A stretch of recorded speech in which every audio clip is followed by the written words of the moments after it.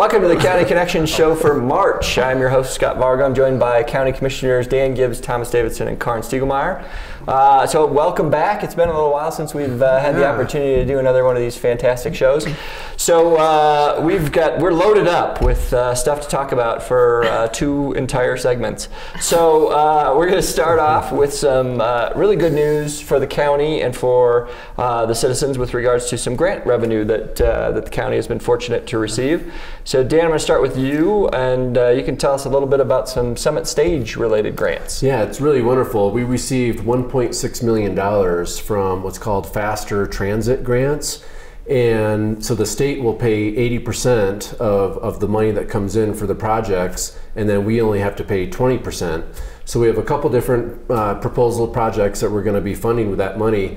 We're going to be in 2 new buses, and believe it or not, you can't just go to automotive place and just buy a bus. It takes a while. So we're expecting those new buses to come in about 2017. We're going to be refurbishing 5 of our existing Gilligs.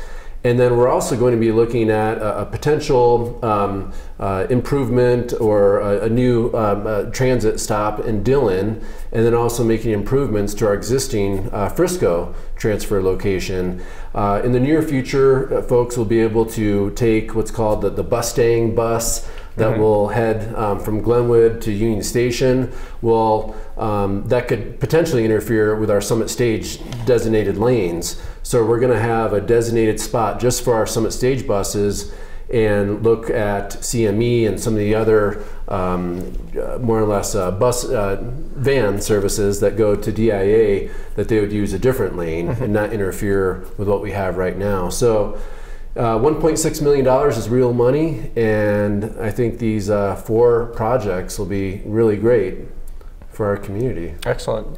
Talk a little bit about the other, I guess, project that's underway, and that's a new application that people will be able to use with their smartphones and whatnot for the stage. I'm really excited about it, and I've had a lot of people ask me for years. I currently am the county rep to sit on the Summit Stage board, and quite often people ask me, you know, hey, are we ever going to get the new latest and greatest technology to have an app where it'll say, you know, how far away is the bus, or I got to the stop and has the bus already been here, and so forth. Well, in the near future, we haven't selected the particular technology or company yet, but we know what we want. We know that we want something that if you stop at a particular bus stop, and it will say how far away the bus is, whether or not it's been there or not, and how to get to point A to point B. Very basic, and you see that in a lot of the larger metropolitan areas, but we do not have that yet up here in the high country. And whether you're a local or a visitor,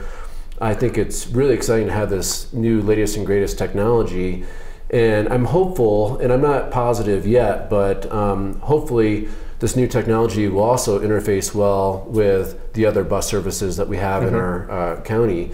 You have the free ride system in Breckenridge. So I personally live in the Wellington neighborhood, and I think it'd be great to be able to figure out, let's say I want to go to the outlet stores in Silverthorne. Well, I can take the free ride, the purple route, to the Breckenridge transfer station, then get on the Frisco line and then transfer to Silverthorne and so forth. But actually an app that will tell you how to do that. We sent some staff to Austin to look at theirs, We right? did, yeah. There are a couple different technologies that are utilized. One on the campus of University of Texas, and then there's another, I believe the city of Austin has a little bit different system. But 2 kind of competitors that are right next to each other, and I don't know exactly who will be selected, but it's great. It's very much well needed. Yeah, well, that's great. That's good. All right, Karin, we've got some more grant stuff we want to talk about with open space and trails. Yeah, not quite $1 million, but $34,000 goes a long way when you're talking about youth.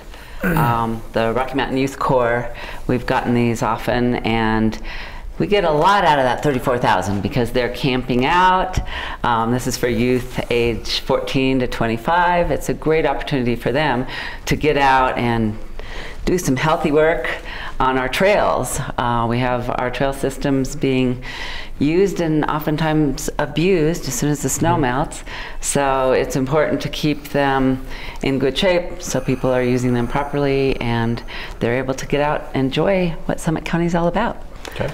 Good. Yeah, you know, the youth corps, those are, in my opinion, future environmental leaders too. A lot of times they start out with something like this, and they also have a fire crew that a lot of people are not aware of, but they do a lot of trail maintenance, and sometimes they start doing wildland firefighting or start doing environmental education, and so it's a great feeder for those professions, I think. Good.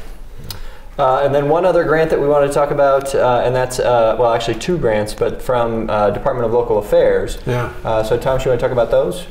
So we got $600,000 from Department of Local Affairs for the project to renovate the now old South Branch Library into the new offices for the district attorney's office as well as probations. And so I think everybody knows about the fantastic project that we did with the town of Breckenridge, Breckenridge Grand Vacations Community Center and South Branch Library. But we're taking the what was the old library and converting that to new offices for the DA as well as probation, and that's about a $2.5 million project, and we got $600,000. So, yay, DOLA, and good job, Scott. And that project is moving along at a breakneck pace, and we expect the interiors. How many to necks be have we finished. broken so far? Several. We expect the interior of that building to be done by the end of this month, which is March.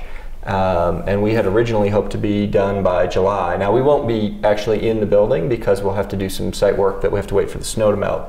But if we get a good early melt, we could be done and finished with that whole project middle of May. Or early June, which would be fantastic. So the DA's office is really excited. Right now they're located about a mile plus away from the Justice Center campus, and so they're constantly driving back and forth, and now we'll put them right there on the campus, and instead of getting in their cars and driving, they'll be right there at the courtrooms. Yep.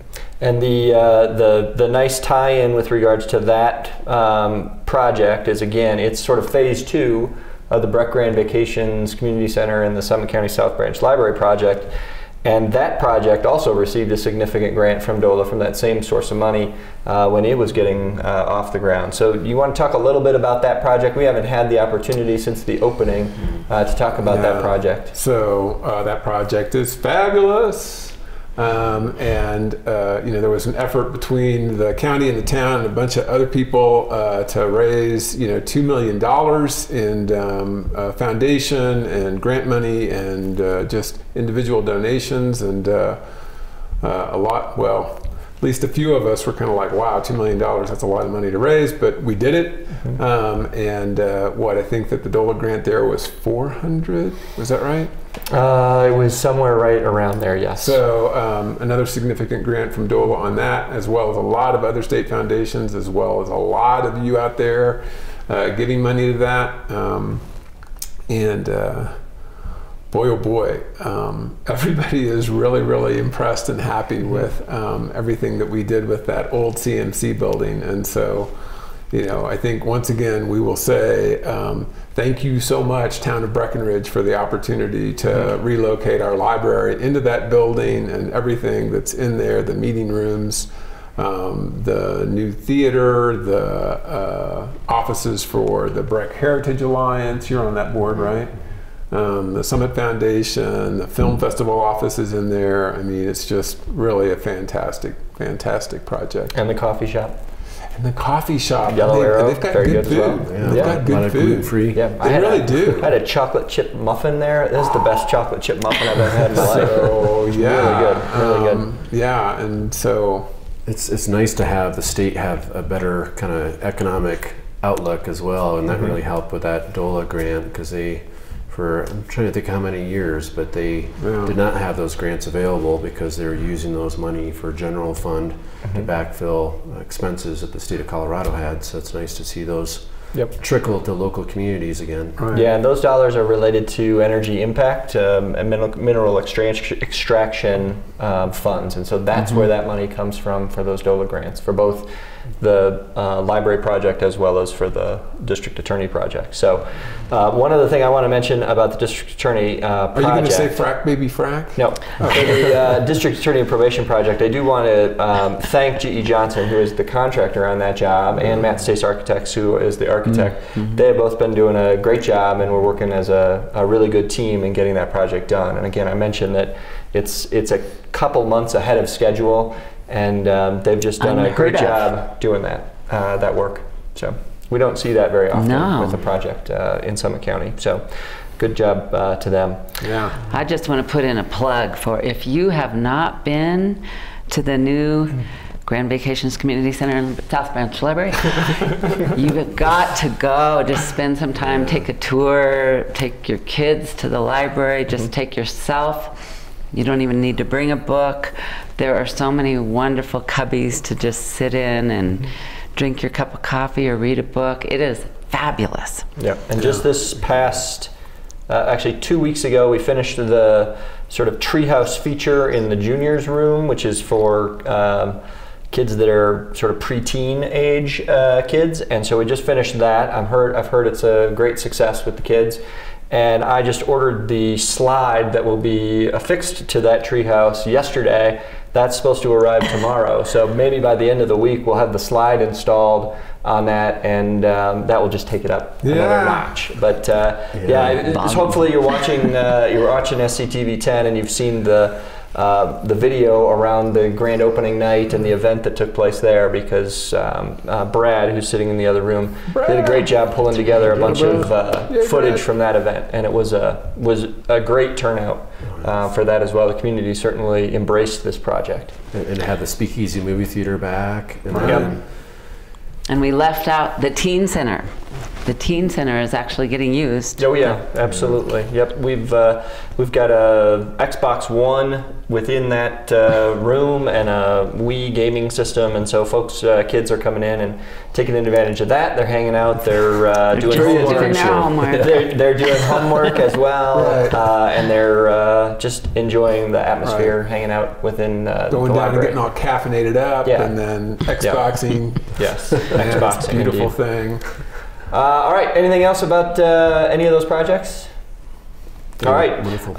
So anyway, thanks to all of those funders for recognizing the financial needs within Summit County and the ongoing needs that we have for facilities and other amenities. So we certainly all appreciate that. So we're going to take a quick break. We'll come back for our second and final segment for the show.